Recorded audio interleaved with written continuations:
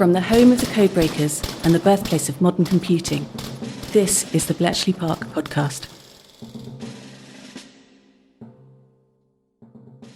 Welcome to the July 2025 episode of the Bletchley Park podcast. Blitzkrieg in Burma. By late 1944, the tide had turned against the Japanese in Southeast Asia with the repulse of their attempted invasion of India. However, the multinational Allied force in Burma still faced enormous challenges if they were to retain the initiative and push the enemy out of the country. Every mile travelled from their supply bases, across barely-navigable expanses of jungle and mountain, exposed Allied troops to greater difficulties and risk of starvation and destruction. It was a struggle against the terrain and a race against time to liberate Burma before the arrival of the monsoon. In this struggle, intelligence and deception were essential weapons in the Allied arsenal. In this It Happened Here episode, Head of Audiences and Programmes Vicki is joined by Research Officer Dr. Thomas Cheetham to explore the 1945 battles for Burma and the race to Rangoon, which formed the climax of Britain's war against Japan. This episode features veterans Eric Rhodes, Roy Buckmaster and Dennis Underwood from our oral history archive. Our thanks go to Owen Mugan and Dr. Ben Thompson for voicing our historical documents.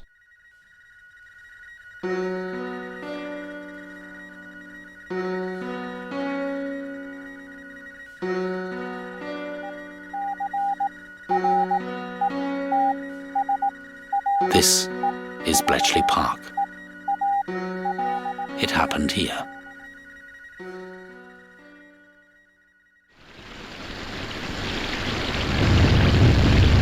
Every year, from May until September, Burma lies under the monsoon. For 4 months, the rain and wind and mist sweep in from the Bay of Bengal, turning the dusts of summer into mud, setting free malaria, dysentery and typhus, enemies more deadly than the Jap. Every stream and riverbed carries a swirling torrent. Man's natural resistance weakens. In this watery world, he forgets what it is to be dry. The body weeps unceasingly with sweat. Mildew grows on boots, and the smell of mold clings to the clothing, while thoughts of distance, isolation, and loneliness rise up to try the spirit.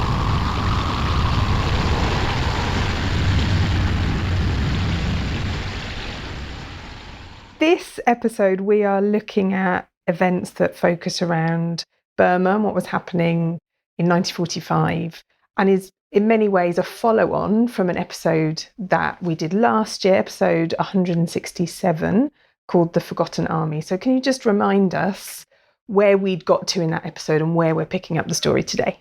Yes, so the Japanese invade Burma in early 1942, shortly after they joined the war, and they quite quickly push British forces out of Burma and capture most of the country. And following on from that, in early 1944, the Japanese actually used Burma to launch an invasion of India into Assam, which is a very northeast India. And there are major battles at Imphal and also at Kohima, which are touch and go in certain stages. And we talked in the previous episode about how important signals intelligence is, especially in winning the war in the air in Burma, because air supply of those forward positions is so important in keeping them fighting during those battles. But the British win, and by about July 1944, they're actually pushing forward and retaking ground from the Japanese. The Japanese have been pretty badly mauled in those battles. They lost about 54,000 men, which is half the force they'd sent into India, and are retreating back into Burma, and the British are hot on their heels. And what's impressive is that they're able to advance during the monsoon. Always a big factor. Between about May and November every year, you have obviously very heavy rainfall in Burma, and that causes enormous problems for military operations. The roads become almost impassable in many cases, and basically large-scale operations normally have to cease. But the British are able to quite slowly but consistently advance into northeast Burma during the monsoon in 1944, and by the end of the year, they've reached the Chindwin River.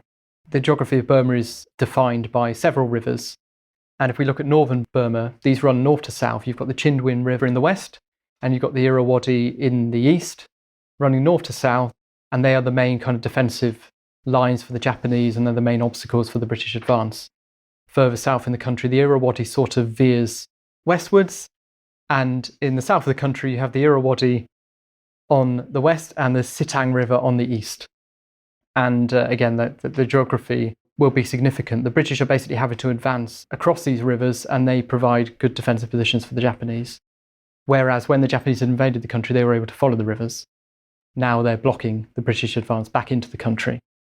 So the problem of General Slim in charge of the 14th Army, which is the main British army in Burma, is how he turns his advantage gained after the Imphal and Kohima, turns that into an advance that can retake the country. The material situation is tipping in favour of the Allies. They've got more troops, they're better supplied. But in many ways, this is a war of logistics. And it's not about how many troops you have, but how many troops you can keep supplied at the front. Is that around the challenges of the geography as you've described it? This is a very different terrain that the Allies are working in as opposed to Europe and the fighting that's been taking place there. And they have to change their tactics, I suppose. They have to get used to this different environment. How big of a challenge was that? Well, it's completely different, and it's a huge challenge. And in many ways, one of the reasons the war is tipping in the Allies' favour in late 44, early 45 is because they're finally learning to operate in that sort of environment. And they're kind of doing it at this point better than the Japanese are. They're able to move through the jungle. Quite a lot of the time, it's not like the entire country is covered in jungle, but it's a big factor. They're able to move across difficult terrain. The dynamic of the fighting is about controlling key logistics routes, whether that's these pretty small roads and tracks through the terrain, whether it's key towns and villages which control mountain passes or control ports on the rivers as well. So those are significant for logistics. So you have these vital points which have to be controlled, which means even though the forces involved are relatively small, they're spread over a vast area, trying to control a lot of terrain using these key points. And the combat over those key points is always very close ranged and brutal. And that is quite different as well from the way it appears in Europe.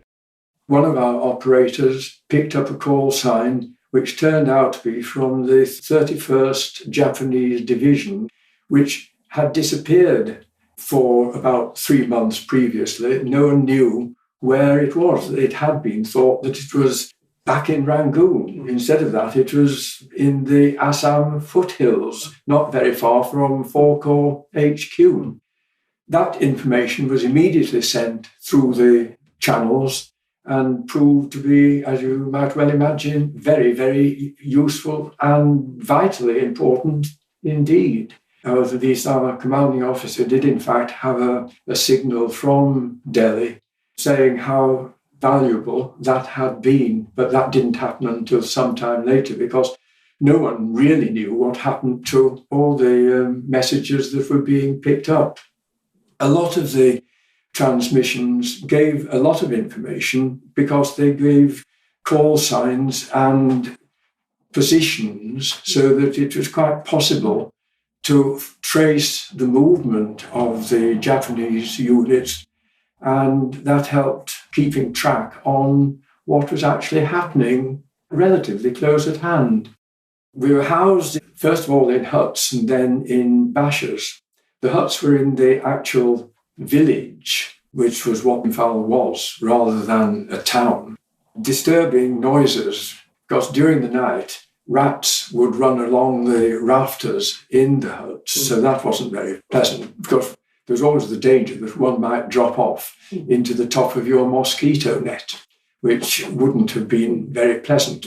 Then we moved into what was called Shark Box, because the Japanese at that time were ringed round the Imphal plain, and when they actually took Kohima, there was no land link between Corps HQ and the troops in Imphal and on the plain and the foothills roundabout, except by air. So all our supplies came in by air, and over one what seemed quite a long period, nothing came in as far as rations were concerned, except, or so it seemed to be, except corned beef. The cooks in our unit were quite enterprising. They produced 3 different versions of corned beef for breakfast, lunch, and evening meal. But you can rest assured that by the time we saw the end of corned beef, I never wanted any more bully beef in my life. So that was one of the drawbacks. And of course, we were completely restricted to the campsite. There's a defence post facing the Japanese positions as far as they were known by Corps HQ. That led to one fatality. One of the drivers on guard duty, part of his shift, he heard noises in the undergrowth, issued the appropriate challenge, got no response, and fired, and unfortunately killed one of the Indians who I don't think had any right to be where he was, but nevertheless, he wasn't in fact doing anything other than doing a little bit of foraging, as far as we could tell. But that was one sad incident. Once the Japanese had been defeated at the Battle of Kohima, when the whole campaign in Burma loosened up, Corps HQ, by this time 33 Corps, headquarters moved something like every 3 weeks. And because we were attached to Corps HQ, we moved with Corps HQ as an independent unit. And we were always, as far as I remember, something like 3 weeks behind where the action was actually taking place. We had a succession of campsites as we moved from the north to the south of Burma, and wherever possible, those who looked for the campsites found one as near swimming facilities, rivers or pools or whatever, as we could, so that in free time, during the afternoons, for instance, when we were not on shift, on watch, irrespective of where the river might have come from, including the Chindwind, we never, as far as I'm aware, swam in the Irrawaddy, but we had some very, very pleasant campsites with bathing facilities on our way down. Does this mean that troops have literally been taken from mainland Europe and sent to the Far East? So they've got a very steep learning curve, having been in one theatre of war into something very different. Who are these groups of people on the Allied side? Who are we talking about at the moment when we say the Allied forces? We're mostly talking about troops who've been in Burma or in India for a few years at this point, and they know their trade, and they are quite different in experience from the troops in Europe. And of course, at the start of the campaign, when the war against Japan started, unlearning that European style of fighting and learning how to operate in that part of the world was the big challenge. But at this point, they've done that. And you don't have an enormous, really a significant influx of troops from Europe. So this is a very different sort of fighting force we're talking about. It's a multinational force that's really important to stress. When I say British, I mean forces fighting for the British, but most of those people are not English, Scottish, Welsh or Irish. Okay, who are we talking about? We have the biggest probably proportion of the 14th Army is Indian, from all parts of what is then India. You've got Burmese troops though, you've got Gurkhas from Nepal, you've got East and West African troops who have been sent to the Far East. And we also see that the Chinese are very heavily involved in the Burma campaign because they control an entire part of the front line where they've advanced over from China. And one of the big objectives of the fighting in Burma is to secure a supply line to the Chinese and support them in their battles against Japan, which are going on in China. And this is where most of the American troops in the theatre are also committed as well. So if you imagine sort of northern Burma like an upside-down U-shape, going from east to west, you have the Chinese who've advanced from Yunnan province into that part of Burma. You have a command which is a combined American-Chinese command, kind of in central northern Burma, trying to push southwards and open these supply lines into China, especially what they call the Ledo Road. They've built a road all the way up from India, all the way into China. And that's where a lot of the American resource is being committed in this theatre. And then following round to the west, you have the 14th Army sort of in the centre, advancing over from India towards central Burma, and then all the way around to the sort of coastal area, which is kind of a separate theatre of operations because it's quite cut off from mainland Burma, or at least it's quite cut off from central Burma. And that area is known as the Arakan. And there are operations also going on in the Arakan to clear the Japanese out of that area, they hope. And the main objective of those is to try and secure airfields, which will allow your fighting planes, but also especially your transport aircraft, to reach central Burma and support and advance there. It's a complex series of things that are taking place all at the same time, it sounds like. Yeah, but we're going to focus for this episode on the Central Front, 14th Army, and that main advance into central Burma. Great. So tell us more about that. Where are we starting our story, and what is the aim of the Allied forces at this part of the war? So they're trying to go on the offensive, and there are actually 3 different plans which are floated in late 1944, which are called X, Y, and Z. Plan X is for those American and Chinese forces, known as Northern Area Command, to be in the main line of advance. And if the idea is they'll push southwards, kind of astride these rivers, following the river valleys, which is geographical advantages. But they have a long way to go, all the way from northern Burma. But they could take up the main advance. Plan Y is for the 14th Army, kind of in the centre, to be the main axis of advance. And there is also Plan Z, which is the idea to have amphibious and airborne assaults in southern Burma. If you capture Rangoon, modern-day Yangon, in the south of Burma, you pretty much cut off the centre of the country for the Japanese, and they would have to abandon the rest of the country. But the problem with Plan Z is there aren't sufficient warships, landing craft, aircraft in India and the Far East at this point in the war to really support that sort of operation. So what Southeast Asia Command in India, under Louis Mountbatten, he's in Supreme Command. He decides to combine Plan Y and Plan Z. He wants an advance into central Burma by the 14th Army, and they'll follow that up with an amphibious assault on Rangoon later on in the campaign when they've made progress with the ships and the landing craft that they have available at the time. It's a hybrid approach for sort of combine these 2 elements together. Absolutely.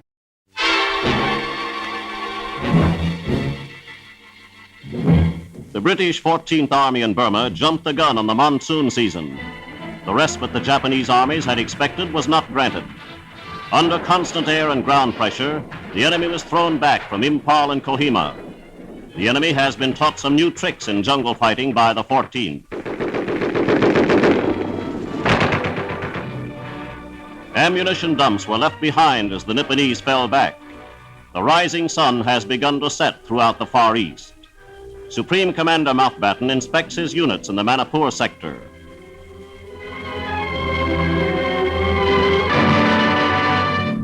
Battered enemy tanks dot this territory, just wrested from the Japanese.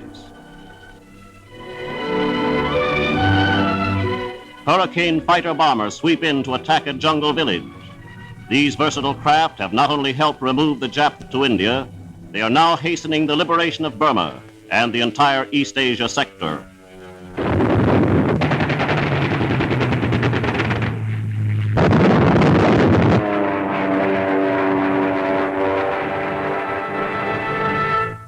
They've made this decision to have a hybrid approach of the 2 of their plans, Plans Y and Z. Who's leading on this? The task now is for Bill Slim, in charge of the 14th Army, to work out what that looks like as an operation. And what he wants is to draw the Japanese into a decisive battle, effectively, and he wants to destroy their forces in the field and give himself freedom of manoeuvre to recapture the country.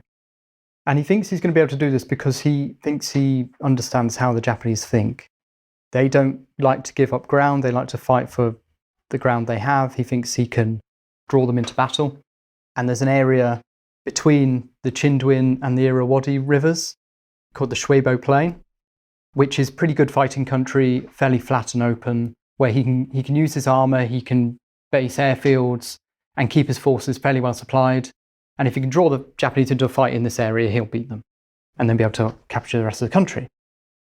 But what Slim doesn't know is whether the Japanese will take the bait. He hopes they will. But what he's having to do is balance risk, because he does have that intelligence about how many forces the Japanese have. And he realises that he's cutting it fairly fine when he looks at how many of his troops he can keep supplied in central Burma. Because they're reliant on these supply lines which stretch for hundreds of miles over a combination of very, very poor roads, rivers where they don't have really the adequate shipping, and most importantly, they're reliant on air supply. And we talked about a lot about this in the previous episode, about how signals intelligence allows the Allies to seize air superiority, and it gives them that freedom of manoeuvre because they can use their transport aircraft to supply their troops. What intelligence is therefore being used to help with this plan? Well, what they're doing is they're breaking the kind of operational Japanese Air Force codes. So they're not getting too much of the high-level picture, but they're hearing where squadrons are, they're hearing about what they're doing, they're getting an advance warning of enemy operations and air raids. They're getting a sense about how well they react to what the Allies are doing. This means they're basically able to cramp their style, not give them freedom of manoeuvre, hit their air bases, react to their movements, shoot down Japanese aircraft in quite big numbers. From Joint Intelligence Collection Agency at Calcutta, India, 19 August, 1944. This report describes the spectacular success of the 3rd Tactical Air Force, RAF, in the use of radio intercepts as the basis for snap fighter sweeps against Japanese airfields in Burma. These offensive sweeps were based largely on radio intercepts, which revealed the shift of enemy units from rear areas to the various staging bases closer to the front, and made possible destructive surprise raids on airfields or advantageous combat in the air. The value of radio interception as a reliable source of operational information has been proved beyond doubt. We have been able to ascertain that activity was in progress at an airfield and know what type of aircraft were concerned. We have therefore been able to lay on operations at short notice. When the enemy has been active against our own positions, radio interception has enabled us to know the control operating their mission and to arrange for a reception committee to greet their return. Even when no definite information came either from photo reconnaissance or from radio intercepts at any particular time, the considered use of the day-to-day interception reports has enabled a shrewd guess as to the location of a unit to be made and a number of snap raids to be laid on with highly successful, even spectacular results. The first phase of any considerable future operations against the Japanese in Burma necessarily will involve sweeping the air clean of enemy aircraft. The experience gained this year by the 3rd Tactical Air Force should be invaluable after the summer monsoon, ending the last of September, makes large-scale operations more practical. The intelligence that they do have is being used to good effect, but is there information the Allied forces don't know, and why don't they know it? So what Slim really needs to know is about Japanese intentions. Because for his plan to work, he needs them, when he advances his forces into this plain, he needs them to come out and fight. And he doesn't know whether they're going to do that. He's hoping they will, but he's reckoning with a new Japanese commander who is called Kimura Heitaro, who's just been put in charge. He doesn't know his style of command, and he could really use some insight into what his thinking is about how he's going to defend Burma. But he doesn't seem to have that sort of intelligence, sort of high-level strategic intelligence, which is kind of surprising because we know that in Europe, the inner workings of the German High Command are very well understood from signals intelligence. But it doesn't seem the same is true of the Japanese. Presumably the Japanese have these high-level communications. It's not really clear about how, on what scale they're being intercepted and actually read. We know what they refer to as the Japanese Army Administrative Code has been broken, but from the literature I've read, there isn't a lot of suggestion that gave much insight into high command thinking. And it might be that they're just using landlines, they've got good landline links from Burma to Japan, and they don't need to commit this information to the radio. Something interesting that I did find in one book by Richard Aldridge was that he suggested that actually there's a lack of high-level intelligence to be had because the Japanese commanders aren't really talking to HQ very much. And they're not having the sort of discussions which the Germans have. And again, it's about Japanese military culture more than anything else. So he quotes a General Lamplugh, who was working as Director of Intelligence at Southeast Asia Command, writing about this issue. What we know and what we don't know. We know the total strength of the Japanese Army, Air Force and Navy in SEAC. We also know the composition of these forces in sufficient detail. We also know the location of the more important HQs, down to advanced divisional HQs in most cases. We can usually say if and when reinforcements are likely to come into SEAC. All the above is from SIGINT. We do not know Japanese intentions. and can only guess what they might be, in the light of the known facts mentioned above. Not only are they having to become accustomed to different type of geography, different type of warfare, they're also having to adjust to the different kind of intelligence they're gathering, the gaps in that intelligence too. I'm not sure it's a matter of adjusting, because these generals in the East have never had experience of that sort of intelligence, but it's certainly a different picture. It's a different situation, and they have to make their decisions in a different way. Yes, absolutely. And in many cases, despite the effort of thousands of people in India and across Southeast Asia to generate SIGINT and all sorts of other forms of intelligence as well, because you've got your human intelligence, you've got your I6 and SOE operations in the field, and you've got your in-person reconnaissance of what the enemy are doing as well, air reconnaissance as well. All these sources are being used, but they don't quite build up to the same level of detail as you have in Europe for various reasons. But we do see some parallels as well. What they discover in Europe when they're listening in on the German Luftwaffe is that the air forces often move first, and they give you a sign of what the army's going to do next, because you start building up your air bases, coordinating your air forces ahead of whatever the army will do. And a very similar thing happens with the Japanese Air Force. Okay. And the other thing is that it's quite often easier to follow air squadrons than it is to follow army units, because they use radio more, they're more tied to discrete areas of operation and particular air bases. So when they start shifting around, you notice it in SIGINT, and that gives you an indication of what's going on. And what they notice, this is from a book by Alan Stripp, who works in Delhi on SIGINT. What they notice is that as the British forces are advancing, hoping to draw the Japanese into battle, they start shifting air units behind the Irrawaddy River.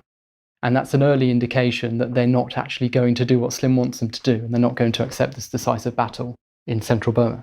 What Stripp says is that this was an essential wisp of information, small in itself, but clearly showing which way the wind was blowing, that influenced Slim in recasting Operation Capital, that's his operation in the first instance, into what he calls Extended Capital. Okay. It's a bit of a misnomer, because Extended Capital is quite different in many ways. But what he's doing is adapting. But he's having to adapt to the fact, yes, that the situation as it's unfolded on the ground is not turned out quite the way he hoped. Tell us more then about Extended Capital. So what he realises is he's going to have to cross the Irrawaddy River, and the Japanese are going to defend those crossings, and they're going to be able to do it quite efficiently. The odds against the British forces are going to be tougher. They're going to have to fight further away from their supply bases. They don't have large numbers of boats. They don't have the sort of heavy equipment like bridges that you need really to fight that sort of opposed crossing. So it's a big problem for Slim. It's what he wanted to avoid, would you say? And it's exactly what he wanted to avoid doing, yes. The Japanese at this point are acting with a level of rationality which he didn't really credit them with, based on his previous experience. So he's having to reassess. And his idea to overcome this is basically to outwit them. He's got 2 corps, 33 Corps and 4 Corps in his army. And he's going to use 33 Corps to threaten a crossing of the Irrawaddy in one place, near Mandalay, which is the big city in central Burma, that the Japanese are going to have to try and oppose. And in the meantime, he's going to get the 4th Corps, and he's going to shift it all the way from his left flank all the way to his right flank, and cross the Irrawaddy further downstream, a few hundred miles downstream, where the Japanese hopefully aren't expecting him. And they're going to try and cut behind the Japanese. They're going to capture the town of Makehtila, which is a big Japanese supply base. And if they can do that, the Japanese position in central Burma becomes untenable and they have to retreat. It's a classic, don't look over here, look over here. Absolutely. So this is where the signals intelligence will come in handy now, is in making sure that they're able to keep those movements of troops hidden from the Japanese. We must have gone from Bombay to New Delhi, to Ramjar's College, and the temperature was 130, I think it was. Oh, it was horrible. Anyway, they gave us a fortnight to get used to it, and then he took us up from our 28 words a minute up to 36, because the Japs had copied the American bug key, and the bug key, you don't tap it like that. The bug key, you push it left for dots, right for dashes, and you can set those speeds. Is that a much faster system Oh, yes. than the ordinary Morse key? The Westerners there weren't enough symbols in the alphabet, so we had P-barred, which was did-da-da-dit, with a da on the end of it, did-da-da-dit-da, you see. But the Japs, they needed a lot more. And so what they did was they stuck on the end of the ordinary letter either did-it-da-dit or did-it-did-it. And one was called inigree and the other one was called onigree. Wow. You see? So if you had Z-barred onigree, it was da-da-did-it-da-did-it-da-da-dit. Now, this is the funny thing about it, which has caused me a lot of trouble since, that you learn that if you start to read the Morse, you lose it. You have to blank your brain off, let it come in your ear and run round to the pencil. Because if you just even think you've got a bit of plain language and you start to listen, you've lost it. The speeds that the Japanese was coming over, it was at 36 words a minute. Right. What kind of leap of faith did Slim have to take based on his previous experience, the fact that the Japanese are already not doing what he thought they might? How big of a leap of faith was this, that this deception tactic would work? It's a big risk. He's constantly looking at what he knows about the Japanese and where their forces are. And he's basically totting up the numbers as to how many troops he can keep supplied. And those numbers are going against him at this point, and it's looking like the odds are less and less in his favour. And he's looking at the calendar as well and the clock, because we're talking about late 1944 now, about November. The monsoon's ended, but he's got until the following May to get this all wrapped up. And he needs to not only have captured central Burma, but also preferably advanced to the south of the country and captured Rangoon. So he's got supply by the sea. Otherwise, he's going to leave his forces in a situation where he can't keep them supplied. They're just going to have to fall back and give up all of those gains. And the war is going to drag at that point into 1946, in all probability. He's taking pretty huge risks pressing on in this way. But it's worth noting he's got the support of Mountbatten. What is involved in this deception? The first thing Slim does, which is really simple, is that the Indian Army division from the 4th Corps, which is currently in contact with the Japanese, he leaves it there. And he lets the Japanese think the rest of the 4th Corps is still behind it and advancing. And as long as they're in contact with the enemy, they're going to feed that information back and say, we're still fighting this particular Indian division. And meanwhile, the rest of the 4th Corps is hundreds of miles away on the other flank. And likewise, on that flank where the real attack will happen, I believe that it's an East African division which is there, which is kind of instructed to make its presence quite obvious, but not appear that it's on the offensive. So you're taking these measures to give an impression of what you're doing which doesn't match your real plan. He's also carrying out quite a lot of the same deception operations which we're familiar with from operations in Europe. So we know before D-Day, for example, there's a lot of fake radio traffic which is generated in southeast England to let the Germans think that there are more troops there than there really are. But Slim does exactly the same thing. And when the 4th Corps headquarters moves to the other flank, a fake headquarters remains where it used to be, sending traffic as if nothing had changed. And he's hoping the Japanese, who do have signals intelligence services of their own, of course, will pick up on that traffic. And again, they'll be none the wiser about the change.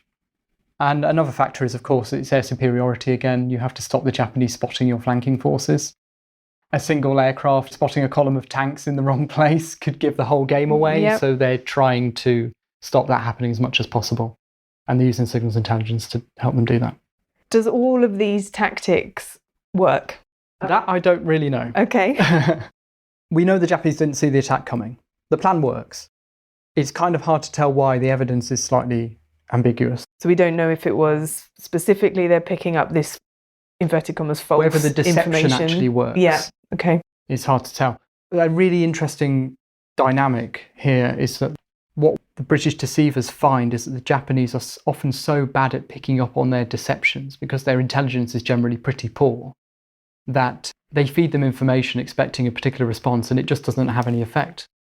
For example, they will leave false documents in a car by the road for the Japanese to find, and the Japanese will find the car, but they'll miss the documents, or they'll never hand them into headquarters. And they just don't seem to have the processes and the initiative at the lower levels to capture intelligence, feed it up the chain of command, and take decisions based on it. And in that situation, trying to do deception with an enemy that just is oblivious to it, completely oblivious to anything you're feeding them, whether it's true or not, makes their job really hard. Yeah, it must leave you feeling pretty in the dark about what the impact will be, whether the Japanese will go one way or another. That must be incredibly difficult. Slim had an incredibly difficult job, it sounds like. Yeah, and the people doing deception in the Far East seem to have had a very frustrating job. Yeah. Faced with a kind of an audience which wasn't really receptive to what the show they were putting up in the same way the Germans were. Was there any thinking around, or should we even be bothering? Should we be putting our time and resources into something else if we feel that 90% of all of this effort of deception is just pointless? No, because you can't know it's not working until it hasn't worked. Okay. And because it's cheap. Deception is pretty cheap. You can say there's a few hundred smart people who we can put on another job, but it's not going to be worthwhile. They keep plugging away at these operations. Sometimes they do work. Often they're a bit disappointing, but the people doing this work are not going to be retasked. And I suppose you don't know which nugget, say you throw out 100 things, you don't know which of those 100 things might get picked up and used and how impactful it might be. So I guess it's always worth. It's always worth trying, exactly. Okay. Even though it's quite frustrating, it seems, for the people actually doing the work. We were then beginning to push the Japanese back. So we were moving south towards Rangoon. The next move for money for us was to Mike Tiller in central Burma, which had been a big Japanese communications centre, not just radio communication, but physically, for vehicles, railway ran through and everything. And it was a very hard fight to capture that. Yeah. So when we got there, everything had been all ploughed up. Shell holes had been bulldozed in, covering bodies and everything. And we were in pitched tents around the tents there. Unfortunately as well, this had disturbed quite a lot of snakes. So they were about. Because I found one on my bed on one occasion, came back, don't know what off to do, I don't know where from, it doesn't matter. And there was a cobra curled up on the bed. But you just sort of said, shoo, and it was fine, off it went. Yeah. But we made sure that our mosquito nets were tucked in well, not so much for the mosquitoes, but he kept the snakes out. And you always shook your boots. The crate, K-R-A-I-T, was the most dangerous one.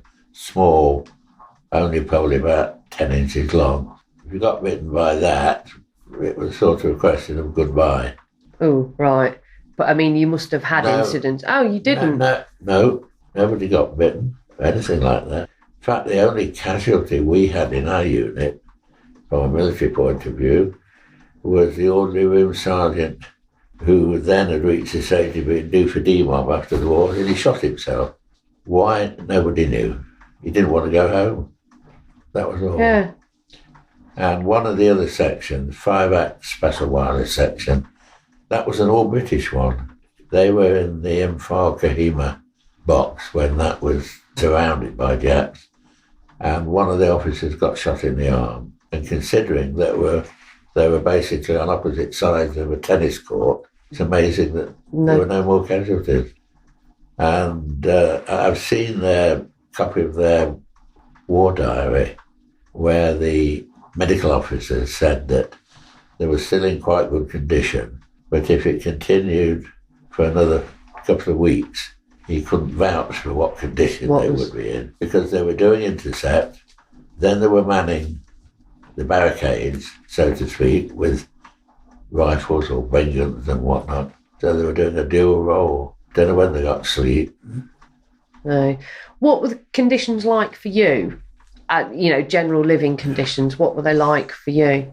Compared with the fighting ones, they were very good. Very good. But, I mean, they were very basic, obviously. Yeah. Under canvas, heat. Oh, where were we?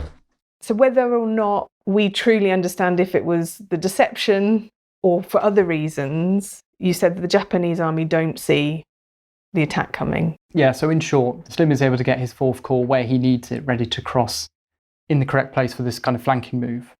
And he's getting reassurance at this stage, again from SIGINT and his other intelligence sources, that this is going okay. He says in his book, what he sees is that the Japanese are transferring troops towards Mandalay, where his 33 Corps is demonstrating, getting ready to cross the river. And Slim says, I didn't, of course, at this time know the full extent of these transfers, but I soon began to get indications of it from many sources. Presumably he's talking about SIGINT as one of those sources. And he says he was realising the odds against me would be heavier than I'd calculated in Mandalay. But it leaves him that opening kind of further to the southwest for his flanking move. What happens next, Tom? They cross the river. There's an armoured spearhead which cuts across central Burma. What's very, very impressive is that the British operations in this part of the war in Burma are a blitzkrieg, effectively. They're using armoured troops and mechanised troops to advance very, very quickly. And obviously those are the sorts of forces that need the heaviest logistic support. And the fact they're able to keep them in the field and operating at the end of those very, very tenuous supply lines is mind-blowing. So this armoured spearhead crosses the river, it advances about 60 miles to Tiller, at which point the Japanese hunker down and you have a very typical battle of rooting the Japanese out of their bunkers and strong points in the town, which takes 4 days. But after that battle, before the Japanese can really get reinforcements to the scene, they've captured the town, they capture the nearby airstrip, and they're able to hold it quite tenuously. The Japanese by this point have realised what's going on, they're sending reinforcements to the area, but luckily in a quite disjointed way, and they're able to hold on to the town. And as long as they're able to do that, the Japanese position further north at Mandalay isn't really sustainable over any length of time. And again, Slim mentions in this period they're able to use tactical SIGINT to help them kind of seize the advantage and hold the advantage in terms of command and control. So they're using their tactical intercept units to work out where the Japanese headquarters are. When they come on the air, they can do direction finding on their transmitters, and then they can use their air power to find that headquarters and then attack it. And this really, I talked about cramping the style of the Japanese Air Force. They're able to do the same thing with the Japanese army in this period. As they amass those reinforcements, they're able to attack this headquarters, and Slim says, we followed them when they moved and bombed and harried them when they halted. Gradually their signals grew fewer, they were forced into longer periods of silence, and the orders their commanders issued lagged further and further behind a rapidly moving battle. So they've seized the initiative, they're able to hold the initiative, and the Japanese really aren't able to get together any sort of concerted response to the British advance. In due course, you have 33 Corps crossing the Irrawaddy near Mandalay, and again, some more depleted Japanese forces are able to win and capture the city up there as well. And at the same time, your American and Chinese troops are advancing southwards. And after they capture Mandalay, really, the Japanese have no choice but to retreat from central Burma. The capture of Mandalay, it also triggers a rebellion by Burmese forces. A rebellion? There is what's called the Burma National Army, which has been raised by the Japanese to help them control the country. Notionally, Burma is an independent country that's an ally of Japan, under the stipulation that it will be under kind of military administration until the end of the war. And so it has its own army, and at this point, at the capture of Mandalay, the Burma National Army rises up against the Japanese and sides itself with the British. And it's actually given recognition towards the end of the war as an allied force on the allied side. So the Japanese have these enemies in their rear as well, and they have little choice but to retreat. So it seems like this was a huge turning point in the fate of what was taking place in Burma. So that sort of gradual use of intelligence, trying to make tactical decisions, thinking what the intentions, trying to fill in the gap, using the intelligence to take big risks we talked about, but it all paid off. Did everything then sort of happen fairly quickly after that? Yeah, and it has to keep happening because they still have to worry about the monsoon. Now, it hadn't been an official part of the plan, but Slim and his corps commanders had always had in the back of their minds that when they capture Mandalay and Tiller, they're going to have to keep going because they need to get to Rangoon before the monsoon starts in May. So that's exactly what they do. They have to keep the momentum going. This is part of one of the most dramatic campaigns in military history, the Jungle War of Burma. I have just returned from this theatre and know what it's like. This is a war in which our aircraft fly and fight on the very roof of the jungle, bombing and blasting a path forward for the troops who are slogging it out on the ground.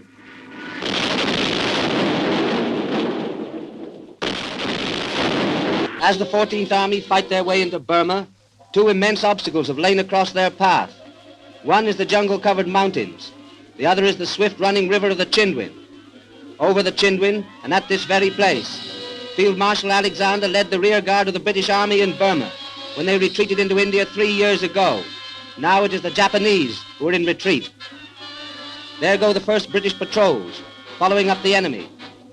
Now the guns and wagons of the rest of the army can get across and go forward to the battle zone a mile or two beyond the river. Motor power and muscle power keep the column rolling forward. There's a lot of stuff to go up, and the Japanese may start shelling or bombing the bridgehead again. Now the armor is moving up, rumbling along through the dust. With the tanks go the infantry, British, Indian, and African. These men have marched and fought for 500 miles since midsummer.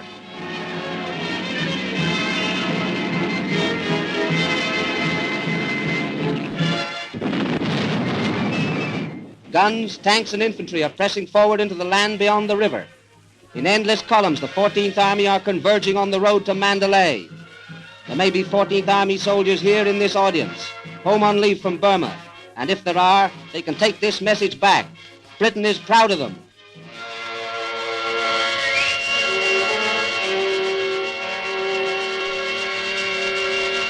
In an effort to keep that momentum going, what was next, Tom? Well, the challenge now is to get to Rangoon before the monsoon started, which would be in early May.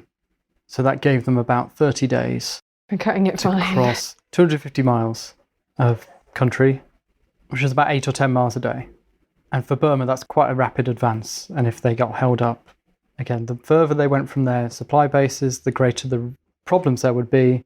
If the monsoon came in, the roads start to disintegrate, or the air transport is grounded.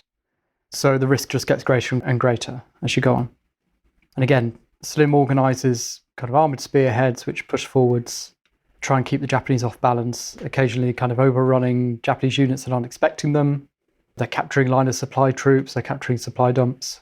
And by all accounts, a very, very chaotic period. And in the end, they do make it just in time, within a couple of days of the monsoon starting. It actually starts early.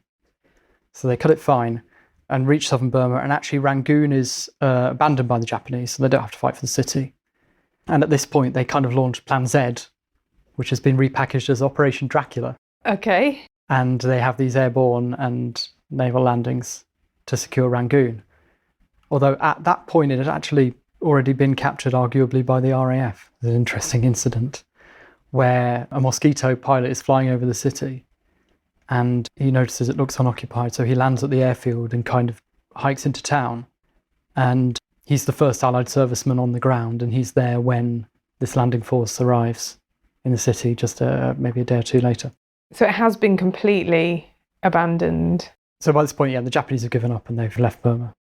There's one final battle to take place, which is known as the Battle of the Sitang Bend, because there were Japanese troops that had been cut off in kind of mountainous terrain in kind of south-central Burma, and they plan an operation to break out to friendly territory, and the British actually captured the plans of the breakout from a dead officer and know exactly which way the Japanese are going to advance. They place their troops and artillery to cover these points, and when this breakout operation starts, they absolutely smash it. The Japanese take very, very heavy losses.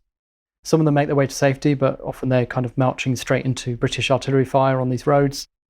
At some point, there are kind of British observers calling this fire in. They're taking friendly fire. They're taking worse damage from their own side than they are from the enemy. And you have hundreds of Japanese killed kind of trying to swim across rivers or swim across flooded paddy fields, because by this time the monsoon has started. So you've got this final grim battle in the rain to cut off and destroy the final Japanese forces in Burma. A bit like the war in Europe, it doesn't really peter out, and it doesn't get any less brutal towards the end. Lord Louis Mountbatten, in a recent broadcast to his forces, described the sort of show they've been putting on for the benefit of the Japs. You have fought right through the monsoon, giving the Japanese no chance to reorganize themselves. You have fought and marched and flown over some of the most difficult country in the world, parts of which, before this war, have been visited only by the most intrepid explorers. The recent crossing of the Irrawaddy alone, at points where it is 6 times as wide as the Thames at Waterloo Bridge, is an epic achievement, and it is only one of many. You have done all these things against the background of what are perhaps the most difficult lines of communication in any theatre of war. It is as though you had fought your way into London with no railway nearer than Glasgow, and having to build your own roads across mountains in between. These great land advances have only been made possible by the untiring efforts of the airmen. They have not only beaten the enemy in the air, affording almost complete immunity from air attack, and blasted his strong points on the ground, but they have evacuated the sick and the wounded, and have kept up supplies from the railroad bases to spearheads thrust against the enemy. To all of you, in every arm and every service, British, American, Indian, African, and Chinese, I send my grateful thanks. I look forward with confidence to even greater victories. We've spoken throughout this episode of the similarities and differences between theatres of war in Europe and what was taking place in Burma. What's your overall feeling in terms of those comparators? How did intelligence help? How was it used? And to what effect in the end? There's a lot of parallels.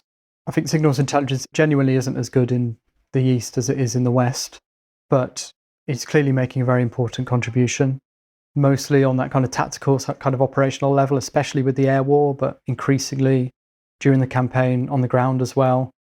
They have good information about where the enemy are and what they're doing on a minute-by-minute basis. They lack that strategic top-level knowledge that would have been useful, but whether it sets the Allies back that much is probably debatable. Definitely there's no suggestion that the people doing SIGINT in the East are wasting their time. It's making a really important contribution. And we've seen similar dynamics in how you use intelligence at different points in the campaign. There are points where it's probably most vital as a sort of decider, where both sides are finely balanced. When you're already winning, intelligence isn't going to win you the campaign on its own. It's not going to change the result. When you have that kind of level of the better troops who are experienced at that point, when you have better logistics and all the support that your troops need, it's only going to go one way. But just like in Europe, what the intelligence helps you do is fight more efficiently and take fewer casualties and make sure operations generally more effective in quite a difficult to define manner, but nonetheless a very noticeable one. And it helps you bring the campaign to an easier and a less costly and a more rapid conclusion.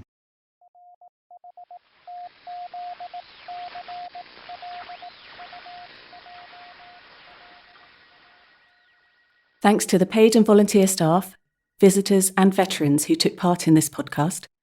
To find out more, go to bletchleypark.org.uk. You can follow Bletchley Park on Twitter, Facebook and Instagram. This podcast is produced for the Bletchley Park Trust by MC Fontaine and supported by Audioboom. If you like this podcast, please leave us a review on iTunes.